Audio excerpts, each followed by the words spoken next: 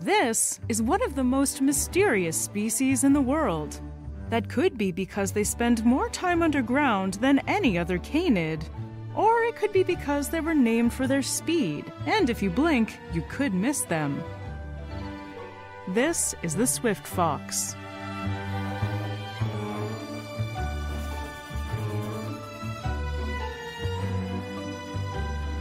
Hi, I'm Danielle Dufault, and you're watching Animal Logic. Today we're in Grasslands National Park in Saskatchewan, named for, you guessed it, its incredible natural grasses. And we're on our way to go and visit one of its smaller residents. The swift fox, aka Vulpes velox, is actually one of the smallest of fox species in North America. Typically about 30 centimeters tall, weighing about 2.5 kilos, and they can be up to a meter long. Their tails are long and make up about 50% of their total length.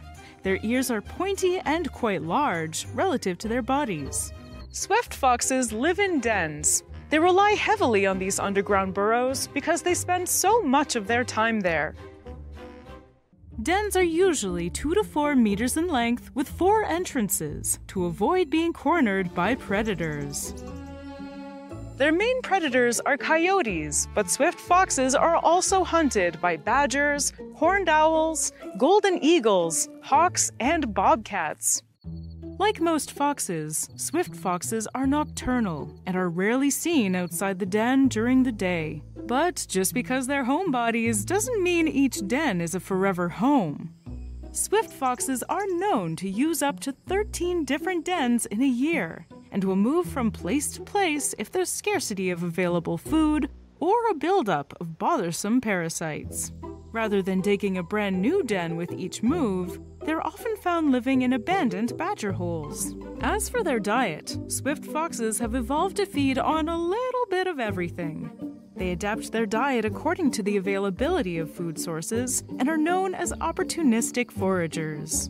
These omnivores can be found eating anything, from insects and grass to reptiles and even carrion. Historically, the swift fox was actually considered an abundant predator of the prairies. In Canada, in the 1930s, swift foxes completely disappeared from the wild. So what happened to these sweetest of Swifties? In the early 1900s, when Canadian territories were becoming more populated and both agriculture and ranching became extensive, the loss of natural grasslands habitat absolutely gutted the Canadian swift fox population. They also faced threat from excessive trapping for their furs. Swift foxes are known to be curious beings without a healthy fear of humans, so they became vulnerable to shooting and trapping. Fortunately, since the 1970s, conservationists have been working on reintroducing the swift fox to the Canadian prairies in order to re-establish a small, self-sustaining population. Some of these releases were even made in Grasslands National Park. And thanks to these reintroductions, there are now several hundred swift foxes in these areas. They still face habitat fragmentation and poisoning. The survival of the swift fox and the preservation of the natural prairies are closely linked.